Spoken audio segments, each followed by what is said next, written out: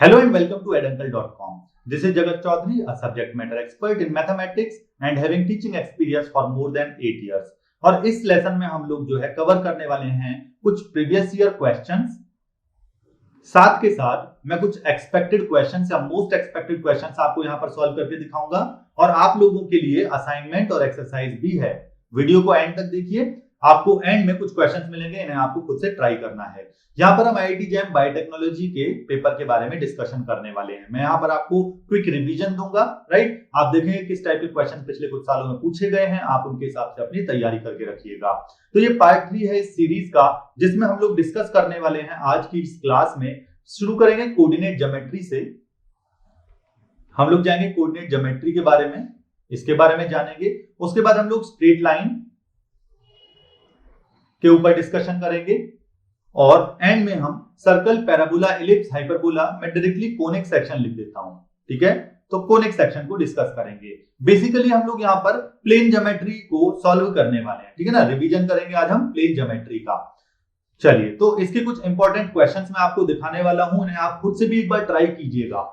बात करते हैं मोस्ट इसमें एक्सपेक्टेड नंबर ऑफ क्वेश्चंस की, तो एक क्वेश्चन इसमें से अक्सर आता है, राइट। और एक्सपेक्टेड मार्क्स की बात की जाए तो 2 नंबर के क्वेश्चंस आते हैं इसमें से, 2 मार्क्स का क्वेश्चन आ जाता है। और डिफिकल्टी लेवल में बहुत ज्यादा हाई नहीं कहूंगा, बट हाँ मीडियम से थोड़ा सा ज्यादा लेवल हो सकता है, क्योंकि इसमें आपको उन चीजों की छवि बनानी पड़ती है, डायग्राम बनाना पड़ता है, माइंड में इमेज क्रिएट करनी पड़ती है, तभी चीजें होती हैं। आप डायरेक्टली कोऑर्डिनेट ज्योमेट्री के क्वेश्चन सिर्फ चीजों को देख करके क्वेश्चन पढ़ के ना करें, उसका एक बार ड्रॉ कर लें ग्राफ, राइट। चलिए जी, तो इसके एक्सपेक्टेड नंबर ऑफ क्वेश्चंस 1 ही है, ज्यादा क्वेश्चंस इसमें से नहीं आते हैं। वो भी आप देखेंगे 1 साल 2 साल बाद भी आते हैं कभी कभी, तो लेकिन अच्छा टॉपिक है, आप इसे पूरा देखें। आगे हम क्विक रिवीजन ले लेते हैं इस बात का कि जो हमारे पास कार्टेशियन सिस्टम या प्लेन ज्योमेट्री का टॉपिक है, इसको पढ़ने के लिए आपको क्या क्या चीजें दिमाग में हमेशा रहनी चाहिए। मैं मानता हूं कि आपको ये सभी चीजें आती होंगी, मैं एक क्विक रिवीजन आपको दे देता हूं। मान लीजिए डिस्टेंस फॉर्मूले की मैं बात करूं तो आपको पता है क्या होता है। आपके पास 2 पॉइंट दिए हुए हैं, एक पॉइंट है P जिसके कोऑर्डिनेट्स हैं x1 y1, another point let's say Q है और इसके कोऑर्डिनेट्स हैं आपके x2 y2, और जी आपको इनके बीच का डिस्टेंस निकालना है। तो by using the distance formula आप क्या कहते हो कि PQ लेंथ की जो वैल्यू होगी वो होगी square root of x2 minus x1 whole square plus y2 minus y1 whole square. Notes हमेशा प्रिपेयर करें। ये होता है डिस्टेंस फार्मूला, 2 पॉइंट्स के बीच में डिस्टेंस निकालने का तरीका, हमेशा हम ये लगाने वाले हैं। फिर बात करते हैं सेक्शन फार्मूले की। सेक्शन फार्मूला क्या कहता है कि मान लीजिए अगर आपके पास कोई P और Q 2 पॉइंट दे रखे हैं, वही ऊपर वाले पॉइंट से मान लीजिए वर्टिसेस कोऑर्डिनेट्स उनके, और अनदर पॉइंट लेट से R इसको डिवाइड कर रहा है PQ सेगमेंट को m/n में। तो R के जो कोऑर्डिनेट्स होते हैं उन्हें निकालने के लिए हम सेक्शन फार्मूला का यूज करते हैं। R के कोऑर्डिनेट्स का डायरेक्ट आपको याद है, बहुत अच्छे, मैं लिख देता हूं mx2 plus nx1 upon m plus n, comma my2 plus ny1 upon m plus n। ऐसा हो गया, राइट। ये इंटरनली के केस में है, मैं फिर से आपको बता रहा हूं, ये किसके केस में है, इंटरनली। अगर वो पॉइंट P और Q के बीच में कहीं है, R point lies between P and Q। मेरा ये कहने का अलग मतलब क्यों है, क्योंकि जी अगर आपके पास ये पॉइंट मान लीजिए कहीं P से परे इस तरफ या Q से इस तरफ, कहीं बाहर की तरफ होता, P के अंदर ना होता, तो उसको कहते हैं एक्सटर्नली, राइट। तो उस केस में आपके R के जो कोऑर्डिनेट्स होते वो बीच में माइनस साइन आप लगा देते, mx2 minus nx1 upon m minus n। ये एक्सटेंड करने की वजह से ऐसा होता है, my2 minus ny1 upon m minus n। ये एक्सटर्नली के केस में है। उसके बाद आगे बढ़ते हैं हम कोसाइन रूल की तरफ। कोसाइन रूल क्या कहता है, देखो आप कोई भी ट्रायंगल ले लीजिए, कोई जरूरी नहीं है कि वो उसका कोई एक एंगल 90 डिग्री यानी कि राइट ट्रायंगल होना उसका जरूरी नहीं है। कोसाइन रूल हर एक ट्रायंगल में आपके पास लग जाएगा, लेकिन ध्यान रखें कि क्या कहता है ये कोसाइन रूल। मैं पूरा आपको इसमें डिस्कस कर देता हूं। ट्रायंगल ABC मैंने कंसीडर किया, एंगल A के सामने वाली साइड को क्या कहते हैं, स्मॉल a से रिप्रेजेंट करते हैं लेंथ को, यानी कि BC लेंथ कितनी आ गई, A यूनिट। एंगल A के सामने वाली साइड लेंथ स्मॉल a से, एंगल B के सामने वाली साइड लेंथ स्मॉल b से, एंगल C के सामने वाली साइड लेंथ स्मॉल c से रिप्रेजेंट की जाती है। भाई ये यूनिवर्सल है, ठीक है ना, यूजुअल नोटेशंस हैं, आप हर जगह नहीं को यूज करते हो, तो बिल्कुल ध्यान में रखें। तो कोसाइन रूल क्या कहता है कि किसी भी ट्राइंगल में कॉस ऑफ ए की वैल्यू जो होती है, मान लीजिए आप कॉस ए ये वाला निकाल रहे हो ना, तो इसको कंटेन करने वाली जो साइड्स हैं, इस एंगल को बनाने वाली जो साइड्स हैं बी और सी हैं, उनके हिसाब से याद रखें, B square plus c square minus opposite वाली का स्क्वायर ए स्क्वायर अपॉन 2bc, राइट। अगर आप इसी तरह से cos b निकालना चाहते तो आप समझ गए होंगे cos b कैसे, a square plus c square minus b square upon 2ac, symmetry symmetry. अच्छा, इसके बाद हमारा अगला आता है एरिया ऑफ ट्राइंगल की बात। तो एरिया ऑफ ट्राइंगल आप जिस तरीके से चाहें उस तरीके से निकालें, half into base into height लगाएं, राइट। और आप बहुत अच्छे से जानते हैं कि अगर आपके पास एक इक्विलेटरल ट्राइंगल, भोला ट्राइंगल है ना, इक्विलेटरल ट्राइंगल अगर दे दिया जाए तो उस इक्विलेटरल ट्राइंगल में सभी साइड लेंथ बराबर होती है ए यूनिट की, राइट। और एरिया कितना आ जाता है उस इक्विलेटरल ट्राइंगल का, √3/4 ए स्क्वायर, साइड स्क्वायर यानी कि ये होता है। इक्विलेटरल ट्राइंगल बहुत सीधे हैं, बहुत अच्छे हैं, इनके बारे में खास चीजें आप ध्यान रखें, राइट। चलिए, तो अब मैं आ जाता हूं अपने क्वेश्चंस की तरफ। क्या कहते हैं हमारे क्वेश्चंस। पहला क्वेश्चन कहता है कि in a triangle PQR angle Q की value 60 degree and S is the mid point of QR, QS की वैल्यू PS के इक्वल है, PR की वैल्यू 5 यूनिट के इक्वल है। तो बताओ इनमें से more than one correct option है, कौन सा सही है। तो देखो भाई, इस टाइप के कोई भी क्वेश्चन आपको करने हो, मैंने पहले भी आपको बोला था, जब तक डायग्राम नहीं बनाओगे तब तक बात नहीं बनेगी। बनाइए डायग्राम इनका। मैं आपके सामने एक डायग्राम बना देता हूं इस सब का।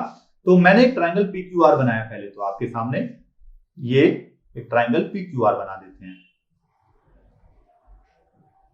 ये हो गया आपके पास P एंगल, Q एंगल और R एंगल, राइट। मैंने ऐसे कोई भी एक ट्राइंगल उठा के बना दिया।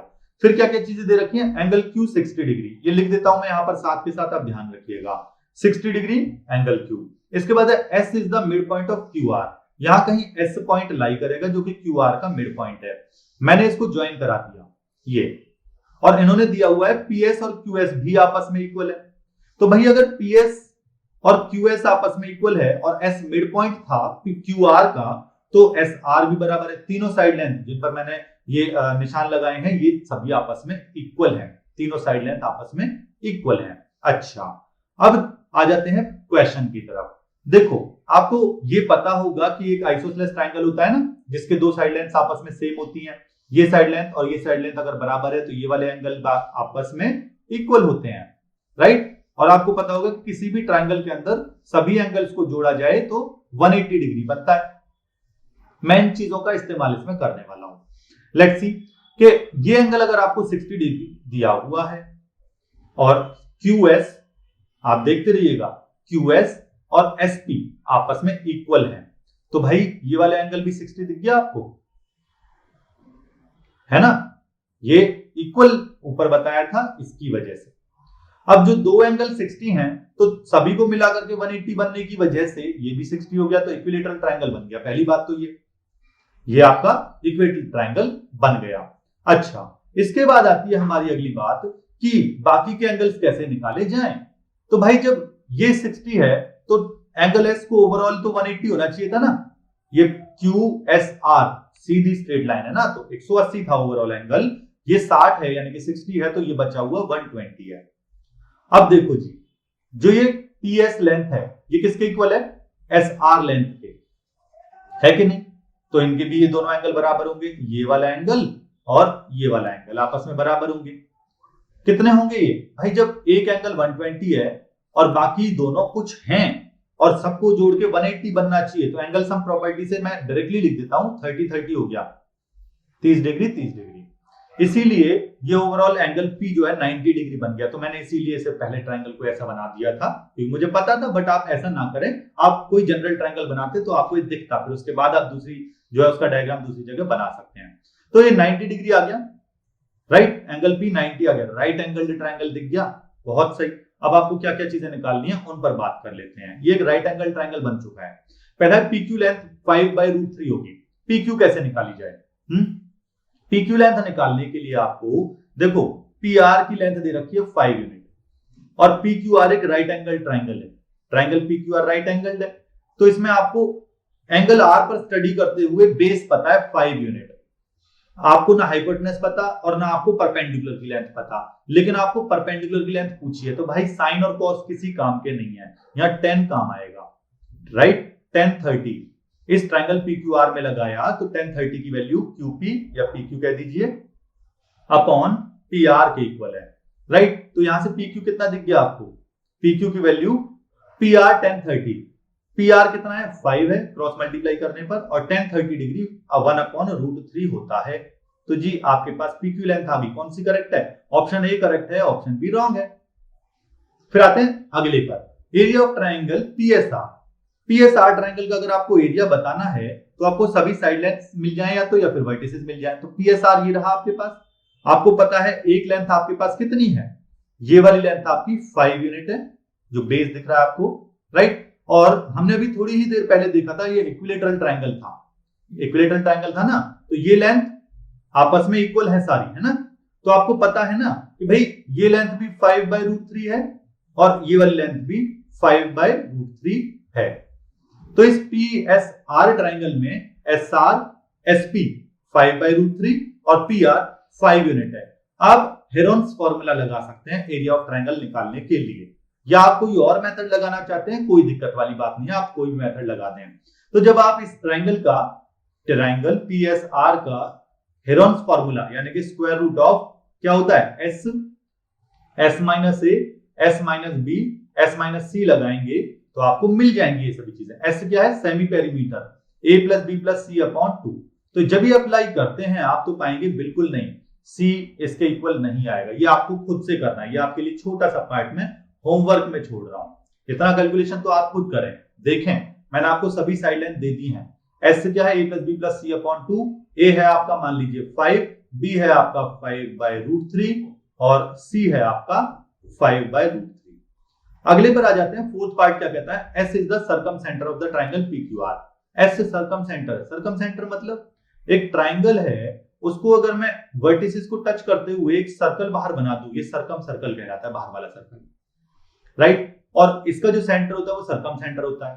तो रेडियस कितने के बराबर है, किसी भी उस सेंटर से किसी भी वर्टेक्स ऑफ ट्राइंगल को जोड़ दीजिए तो रेडियस मिल जाएगा। तो यहां पर भी ऐसा हो रहा है, नहीं हो रहा, मैं दिखा देता हूं आपको, देखिएगा जरा ध्यान से। PQR ज्वाइन करो जरा इन्हें, एक सर्कल दिख गया, ये एक सर्कल दिख गया। इस सर्कल में S पॉइंट से अगर मैं देखो ये वाला डिस्टेंस देखूं, ये रेडियस, ये डिस्टेंस देखो ये रेडियस, और ये डिस्टेंस देखो ये रेडियस, क्योंकि ये आपस में इक्वल भी है ना, ये आपस में इक्वल है और रेडियस के इक्वल है, बिल्कुल S जो है आपका सर्कम सेंटर होगा ही होगा, S आपका सर्कम सेंटर होगा, क्योंकि डिस्टेंस इज इक्वल मैं शुरू में ही कर चुका हूं प्रूव, राइट। चलिए अगला क्वेश्चन क्या कहता है, the length of two sides of a triangle are 2 unit and 3 units and the angle included by these two sides is 60 degree. बड़ा सिंपल सा है, अभी मैंने आपको बताया था पीछे कि अगर आपको दो साइड्स की लेंथ दी हुई है और उनका कंटेनिंग एंगल दिया हुआ है तो आप कोसाइन रूल का यूज करके थर्ड साइड भी निकाल सकते हैं। तो याद करें इसी में वही सेम वही है, ये एंगल आपको 60 डिग्री दिया हुआ है, ये लेंथ आपको 2 यूनिट, ये लेंथ आपको 3 यूनिट दी है, ये आपकी x यूनिट है जो आपको पूछी गई है थर्ड साइड।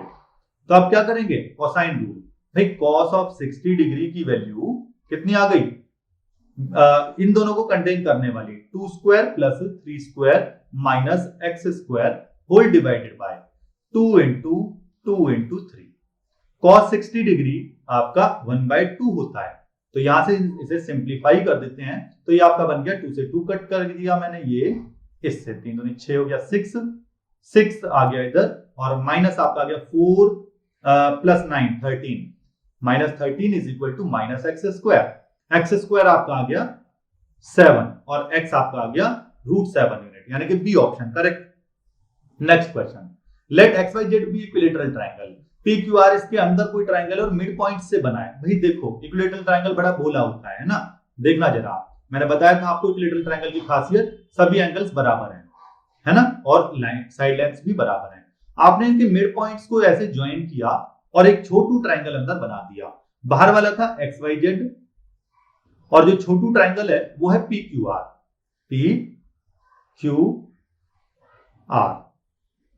अब आप देखें कि जब आपके पास सारे एंगल यहाँ पर 60 थे, ये एंगल 60 था क्योंकि इक्विलेटरल ट्रायंगल था, ये भी 60 था, इक्विलेटरल ट्रायंगल था। इक्विलेटरल ट्रायंगल का जो एरिया होता है वो √3/4 a स्क्वायर होता है। तो r जो आपको कैलकुलेशन करनी है उसमें आपका डिनोमिनेटर पार्ट क्या है, एरिया ऑफ ट्रायंगल XYZ, वो तो आपको पता है कि √3/4 जो भी साइड लेंथ रही होगी, मैंने a कह दिया उसको, मैंने साइड लेंथ a यूनिट मान ली, XY YZ ZX सब बराबर है।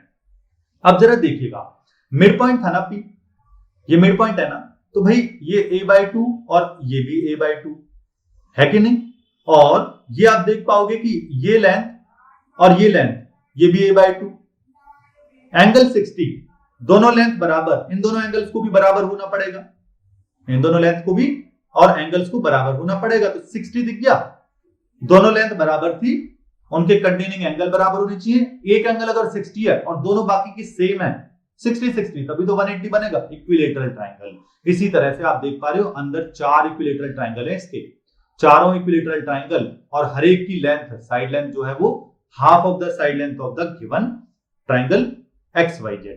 तो PQR की साइड लेंथ हो गई भाई हमारी a/2 और वो भी एक इक्विलेटरल ट्रायंगल है। तो कितना आ गया, √3/4 a/2 स्क्वायर।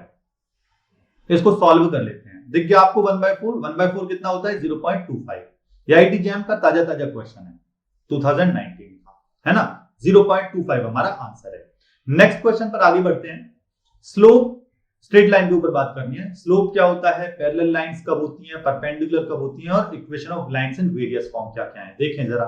देखो अगर आपके पास कोई स्ट्रेट लाइन दे रखी है ना, तो वो straight line positive direction of x axis के साथ जो भी एंगल बनाती है, लेट्स से थीटा, जो भी एंगल बनाती है पॉजिटिव डायरेक्शन ऑफ एक्स के साथ थीटा, तो स्लोप की वैल्यू आपका tan थीटा कहलाती है, जिसे हम स्मॉल m से भी रिप्रेजेंट करेंगे। tan थीटा m या dy/dx भी यही है, राइट।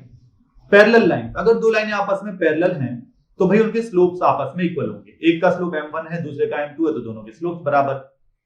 दो लाइनें परपेंडिकुलर हैं, एक के ऊपर एक, ऐसे दोनों लाइनें आपस में परपेंडिकुलर हैं, तो क्या होगा, उस समय m1 into m2 की वैल्यू -1 होती है, याद है आपको बिल्कुल। Equation of line in various form, एक होती है y - y1 = m into x - x1, जब आपको पॉइंट और स्लोप दे रखा हो, ये सबसे इंपॉर्टेंट है ना। और एक बहुत ही खास स्पेशल लाइन, ये क्या है, y = mx + c, स्लोप और इंटरसेप्ट की फॉर्म में। स्लोप m है और x y इंटरसेप्ट आपका c है, हमेशा काम आती है ये वाली, राइट। और देखो एक होती है आपके पास इंटरसेप्ट फॉर्म, यानी कि x/x intercept plus y/y intercept = 1, ये होती है। अच्छा जी, चलो अब इन पर कुछ क्वेश्चंस करना स्टार्ट करते हैं। पहला क्वेश्चन क्या कहता है, equation of the line that makes an intercept of 2 with x axis and is perpendicular to this. तो देखो अगर मेरे पास कोई गिवन लाइन थी, राइट, और उसके मुझे परपेंडिकुलर लाइन निकालनी है, राइट, तो मैं क्या करने वाला हूं, वहां पर आप एक कंसेप्ट को समझें।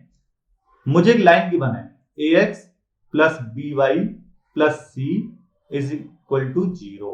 इसके जो पैरेलल लाइन होगी ना, पैरेलल, भाई स्लोप तो बराबर रखना है, तो वो हमेशा किस टाइप की होगी, ax + by प्लस कुछ यहां कांस्टेंट चेंज हो जाएगा = 0।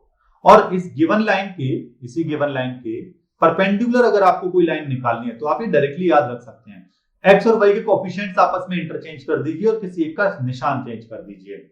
हालांकि आप इसे लॉन्ग मेथड से भी सॉल्व कर सकते हैं, वो आपकी मर्जी, लेकिन मैं आपको छोटा मेथड दिखा रहा हूं ताकि आप जल्दी से सॉल्व कर पाए एग्जाम में, राइट। चलिए, तो हमें क्या दिया हुआ है क्वेश्चन में कि लाइन परपेंडिकुलर है इसके, तो अगर इसके कोई परपेंडिकुलर लाइन होगी तो मैंने अभी आपको बताया तो सही कि उसकी इक्वेशन किस टाइप की होनी चाहिए, एक्स वाई के कोएफिशिएंट आपस में इंटरचेंज और किसी एक पर माइनस, वो आपकी मर्जी, किसी भी एक पर माइनस देखा जाए तो किस टाइप की होने वाली है भाई, x - y टाइप की होगी या y - x जरूर आ रहा होगा उसमें। तो पहली बात तो ए ऑप्शन और बी ऑप्शन डायरेक्ट कट, जरूरत ही नहीं, इन दोनों की कोई जरूरत नहीं, क्यों, क्योंकि ऐसा सेटिस्फाई नहीं कर रहा उसमें वरना। तो अगला देख लेते हैं, ये वाली होती है अगर, तो x - y = 2 होता और x/2 - y/2 = 1 होता। भाई एक्स इंटरसेप्ट कितना आ गया 2 यूनिट, बन गई बात, हो गया आंसर। इसमें से क्या होता, इसके एक्स अपॉन में -2 आता, यानी कि इसका एक्स इंटरसेप्ट कितना होता -2 दिखता, तो ये गलत होता, राइट। आप ऐसे कर लें या पूरा पूरा सॉल्व करना है वो आपकी मर्जी, लेकिन लेस कैलकुलेशन में हमने ये सॉल्व किया है। If the straight line this and this are mutually perpendicular, then find the value of a. अगर दोनों लाइनें आपस में परपेंडिकुलर हैं तो स्लोप्स का प्रोडक्ट -1 होगा। स्लोप कैसे निकलता है, इसमें से y mx c फॉर्म में कन्वर्ट करके, y mx c फॉर्म में कन्वर्ट करके, तो लगा देता हूं मैं, देखो जरा कैसे निकलेगा। यहां से मैंने y mx c पहले वाले का स्लोप निकाल लेता हूं, minus times coefficient of x upon coefficient of y बन रहा है वो, तो 2/3a। और सिमिलरली m2 की अगर मैं बात करूं तो -3/4 बन रहा है, राइट। तो अब इनमें से हमें पता है कि दोनों लाइनें अगर आपस में परपेंडिकुलर हैं तो भाई स्लोप्स का प्रोडक्ट m1 m2 -1 होना पड़ेगा। कर दो इन्हें मल्टीप्लाई करके -1 कर दीजिए, तो 2/3a इंटू -3, अच्छा -2 यहां पर भी अपॉन 4, इसकी वैल्यू -1 के इक्वल, तो 3 से 3 उड़ा दिया, ये 2 से ये आ गया यहां पर, तो -1/2a इज इक्वल टू, या माइनस माइनस प्लस करके यहां -1 कह दीजिए, तो a की वैल्यू कितनी आ गई -1/2, a आ गया आपका -1/2, केवल यही आंसर आपका आ गया, राइट। इसके बाद आगे बढ़ते हैं, अगला है सर्कल की इक्वेशन के बारे में जानना। भाई ये बड़ा इंपॉर्टेंट है, सर्कल की इक्वेशन के बारे में अगर आपको जानना है तो सर्कल के लिए आपको पहले उसकी स्टैंडर्ड फॉर्म, जो कि क्या कहती है कि अगर किसी सर्कल में उसका सेंटर किसी a, b पॉइंट पर लाई कर रहा है और उसका रेडियस r यूनिट है, तो x minus a whole square plus y minus b whole square is equal to r square आपके सर्कल की इक्वेशन होगी, राइट। जहां पर a, b पर सेंटर, r रेडियस। अगर जनरल फॉर्म की बात की जाए तो x square plus y square plus 2gx, ये 2d में एक इक्वेशन लिखी है मैंने, 2gx plus 2fy plus c equal to 0। Circle में एक्स वाई को कंटेन करने वाली टर्म नहीं होती, आप देख रहे हो एक्स स्क्वायर है वाई स्क्वायर है, एक्स इंटू वाई एक साथ नहीं लिखा हुआ, वो सर्कल में नहीं होता, राइट। ओके, तो ये आपके सर्कल की इक्वेशन अगर जनरल फॉर्म में दी है तो इसका जो सेंटर होता है, आप कंपेयर करें हमेशा सेंटर -g, -f पर, और रेडियस आपका square root of g square plus f square minus c से बनेगा, हो गया है ना। डायमेट्रिक फॉर्म की अगर बात की जाए, मान लीजिए आपको क्या दिया हुआ, एक सर्कल है, उसकी इक्वेशन पूछी है और आपको दो चीजें दे दी, एक तो ये वाला पॉइंट जिसके कोऑर्डिनेट्स है मान लीजिए x1 y1, और अगर ये डायमीटर का एक पॉइंट है तो दूसरा वाला डायमीट्रिक पॉइंट, ये वाला पॉइंट, एक डायमीटर बन रहा है PQ, राइट, और उसकी वैल्यू दे रखी है आपको कोऑर्डिनेट्स x2 y2। तो दो पॉइंट दे दिए बस, लेकिन वो दो पॉइंट बड़े काम के हैं, डायमीटर के एंड है। तो आप क्या कर सकते हो इसकी इक्वेशन निकालने के लिए, देखो आप चाहे तो कोई मेथड अप्लाई करें, चाहे तो आप क्या कर सकते हो, इसका सेंटर निकाल सकते हो, क्योंकि वो मिड पॉइंट फॉर्मूले से PQ का मिड पॉइंट आएगा ना, सेंटर मिल गया। रेडियस निकाल सकते हो डिस्टेंस फॉर्मूले से, पर मैं उस तरीके से नहीं जा रहा, मैं आपको डायरेक्टली बता देता हूं डायमेट्रिक फॉर्म आप डायरेक्टली निकालें आगे से भी। x माइनस x1 पूरा मेथड भी आपको बता दिया, y minus x minus x1 x minus x1 into x minus x2 plus y minus y1 into y minus y2 is equal to 0। ये आपके सर्कल की डायमेट्रिक फॉर्म होती है जिसमें डायमीटर के एंड पॉइंट्स दिए हुए होते हैं। चलिए कुछ क्वेश्चंस करते हैं इन पर। इस circle is given by this equation 2x square plus 2y square plus 8x minus 20y plus 10 equal to 0। Area of the square जिसकी साइड लेंथ इसके रेडियस के बराबर। तो भाई इसको आपको रेडियस बताना है, लेकिन अगर आपको पीछे याद हो थोड़ी बहुत ये बात, तो मैंने आपको बताया था सर्कल की एक स्टैंडर्ड फॉर्म और जनरल फॉर्म का ख्याल रखा जाए। क्या ये जनरल फॉर्म है? अभी नहीं है, क्योंकि 2 बीच में पंगा कर रहा है। हटाओ इसको, इसके साथ कुछ खिलवाड़ कर दें, 2 से पूरी इक्वेशन को डिवाइड कर दिया तो मिला x square plus y square plus 4x minus 10y plus 5 is equal to 0। ये 2015 का क्वेश्चन है और बहुत अच्छा रिलेट कर रहा है। देखो इन्होंने, ये आपके पास इक्वेशन आ गई। मैंने भी पीछे बताया था, अगर आपके पास x square plus y square plus 2gx plus 2fy plus c equal to 0 equation है, तो इसका जो सेंटर होता है वो -g, -f पर होता है, और जो रेडियस होता है वो square root of g² plus f² minus c होता है। अगर मैं यहां पर कंपेयर करूं अपनी इस गिवन इक्वेशन से, तो g की वैल्यू अब 2gx लिखे हैं, ठीक है ना, g की वैल्यू 2 बन गई, f की वैल्यू -5 बन गई और c की वैल्यू +5 बन गई। आप लगा दें ये चीज, तो सेंटर क्या हो गया, सेंटर की खैर हमें जरूरत नहीं, रेडियस ही देख लेते हैं। हालांकि सेंटर -2,5 है, -2,5 आ गया, हमें जरूरत नहीं है। रेडियस देखते हैं हम, रेडियस कितना है, square root of 4 plus 25 minus 5 g² plus f² minus c करके कितना हो गया, ये आ गया आपका 24, राइट, रूट 24 आपका साइड लेंथ आ गई उसकी। लेकिन अब बोला है वो एक स्क्वायर है, और स्क्वायर का एरिया क्या होता है भाई, जो ये रेडियस है ना, ये इसकी साइड है स्क्वायर की, और अगर एक स्क्वायर की अगर आपको एक साइड पता है तो चारों तो इक्वल होती है ना, तो एरिया क्या होता है, a² के बराबर, a इंटू a स्क्वायर के बराबर 24 दिख गया आपको, ये आपका आंसर है। आईआईटी जैम 2015 का क्वेश्चन सॉल्व। आगे बढ़ते हैं, रेडियस ऑफ दिस सर्कल, अभी पीछे बताया ना, बिल्कुल डायरेक्ट जनरल फॉर्म से कंपेयर। आपके पास यहां से देख पा रहे हो g की वैल्यू -2, f की वैल्यू -3 और c की वैल्यू 4 यूनिट है। तो आपको रेडियस अगर बताना है तो फॉर्मूला लगा दीजिए, स्क्वायर रूट ऑफ g² यानी कि 4 प्लस f² यानी कि 9 माइनस c यानी कि 4, कितना बन गया, √9 यानी कि 3 यूनिट। Option b correct. अगला क्वेश्चन, इफ द सर्कल से काफी क्वेश्चन आए हुए हैं, आप देख रहे होंगे, है ना, ये 2017 का है।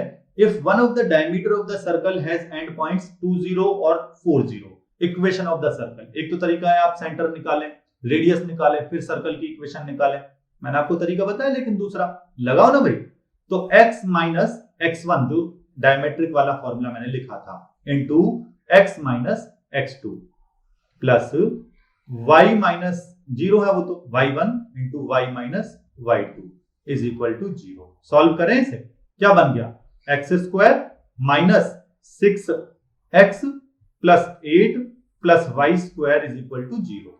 कौन सा दिख गया, यहां से कि x² minus 6x plus y² plus 8 equal to 0, option d से सेटिस्फाई होता है, राइट। चलिए इसके बाद आते हैं हम अपने कुछ स्टैंडर्ड फॉर्म्स देखते हैं कॉनिक सेक्शन की। कॉनिक सेक्शन कोन से बनता है ना, कोन में प्लेन को इंटरसेक्ट कराया जाता है, आप कोन लें और प्लेन पास करा दें, तो जो शेप्स बनती हैं, जो उनके इंटरसेक्शन पॉइंट होते हैं प्लेन के, वहां से पैराबोला, एलिप्स, हाइपरबोला, सर्कल, ये सब बनते हैं। अगर पैराबोला की बात की जाए तो पैराबोला 4 टाइप के आपको पढ़ने होंगे स्टैंडर्ड फॉर्म में, तो ये वाला, ये वाला, ये वाला और डाउनवर्ड, है ना। ये जो राइट हैंडेड वाला, इसकी इक्वेशन किस टाइप की होती है, ये वाले की इक्वेशन होती है y² is equal to 4ax type की, राइट। एक ही पैरामीटर है इसमें a, काम हो गया उसी से। ये वाली y² इक्वल टू -4ax, आपको याद रहना चाहिए, a पॉजिटिव रखते हुए काम कर रहा हूं। ये वाली x² is equal to 4ay, और ये वाली आपकी x² is equal to downward parabola में -4ay। एलिप्स 2 टाइप के, एक तो ऐसा हो सकता है या ऐसा हो सकता है, राइट। ये वाला क्या है, जिसकी एक्सिस जो है ना वो x एक्सिस की है, या पैरेलल x एक्सिस के भी तो भी काम करेगा। ये वाले में जो एक्सिस होगी वो आपके y एक्सिस के पैरेलल होगी। तो एलिप्स x एक्सिस के पैरेलल वाले प्रिंसिपल एक्सिस के केस में इक्वेशन होती है x² upon a² plus y² upon b² is equal to 1, right. है तो दोनों में वैसे यही, ये वाला पॉइंट, ये क्या है, a0 और -a0, ये वाला पॉइंट है आपका 0b, और ये वाला आपका होता है 0, -b। आप चेक भी कर सकते हैं, इसके इंटरसेप्ट्स हैं ये। सिमिलरली आप यहां पर भी सेम ये 4 पॉइंट्स लेकर के रखें, राइट। जिसके नीचे वाला बड़ा होता है उसकी तरफ फैलता है। फॉर एग्जांपल मैं क्या कह रहा हूं, x² upon 9 plus y² upon 36 is equal to 1। ये जो एलिप्स होगा ना, y के नीचे वाला बड़ा है, तो ये जरूर इस टाइप का अंडाकार शेप है ना, ये एलिप्स ऐसी शेप आएगी इलिप्टिकल। और अगर यहाँ पर मान लो 92 होता, अब इसके नीचे बढ़ा है, तो उस केस में आपकी शेप इस टाइप की आती है। आगे समझ में बात? हॉरिजॉन्टल और वर्टिकल का फर्क। हाइपरबोला सेम, बीच में माइनस साइन आ जाता है, x square upon a square minus y square upon b square is equal to 1 अगर एक्स एक्सिस के पैरेलल उसकी प्रिंसिपल एक्सिस है तो। चलिए कुछ क्वेश्चंस करते हैं इस पर जरा। करेक्ट ऑप्शंस इनमें से बताने हैं कौन सा करेक्ट है इलिप्स की इस इक्वेशन के लिए। आप देख पा रहे हो इलिप्स की जो ये इक्वेशन है कैसे आ रही है, ऐसे वाई एक्सिस के अलोंग ज्यादा जा रहा है, तो इसका मतलब है ये वाला हिस्सा बड़ा होगा, राइट। ये वाला हिस्सा और क्या है, पॉइंट्स ए है। पिछले में जो मैंने आपको जनरल फॉर्म में बताया था वहां बी लिए थे, वो है ना, बी लिए थे ना, तो आपको देख पा रहे चेंज हो गया, थोड़ा सा चेंज हो गया है। तो क्या होगा, ए की जगह बी और बी की जगह ए रख दूंगा मैं, क्या बनेगा वो, यहां पर ए हो गया तो x square upon small b square, x square upon b square plus y square upon a square is equal to 1। बस देखते ही हो गया। देखते हैं इनमें से कौन सा ऑप्शन इसे सेटिस्फाई करता है। ये रहा ऑप्शन सी इसे सेटिस्फाई कर रहा है और डायरेक्टली आंसर है वो आपका, राइट। तो बस इसी तरह से देखकर आपको करना था। आप ध्यान से देखें, जनरल फॉर्म में हम यहाँ पर ए लिखते हैं, लेकिन उन क्वेश्चन वालों ने अब आपको दिया है तो आपको समझदारी से प्रश्न जो है सॉल्व करना सीखना पड़ेगा ना भाई। चलिए, तो ये हमारा होता है इस तक का पोर्शन। आगे हम बात करते हैं आपके एक्सरसाइज क्वेश्चंस की। तो ये आपके लिए कुछ एक्सरसाइज क्वेश्चंस हैं, आप इन्हें खुद से ट्राई कीजिएगा और जितने क्वेश्चन आप कर पाए बहुत बढ़िया, ना कर पाए तो कोई प्रॉब्लम नहीं, आप डाउट्स में पूछ सकते हैं। तो मिलते हैं अब अगले पार्ट में, राइट। और एडेंगल की वेबसाइट पर आप जाकर के क्वेश्चन पूछ सकते हैं, ऐप डाउनलोड कर लीजिए और आपको यहाँ पर स्टडी मटेरियल मिल जाएगा IIT JAM CSIR NET UGC की प्रिपरेशन करने के लिए। तो ऐप डाउनलोड कीजिए, डाउट्स पूछिए ज्यादा से ज्यादा। मिलते हैं अगले पार्ट में। Thank you for watching this session, see in the next part, keep watching, keep learning.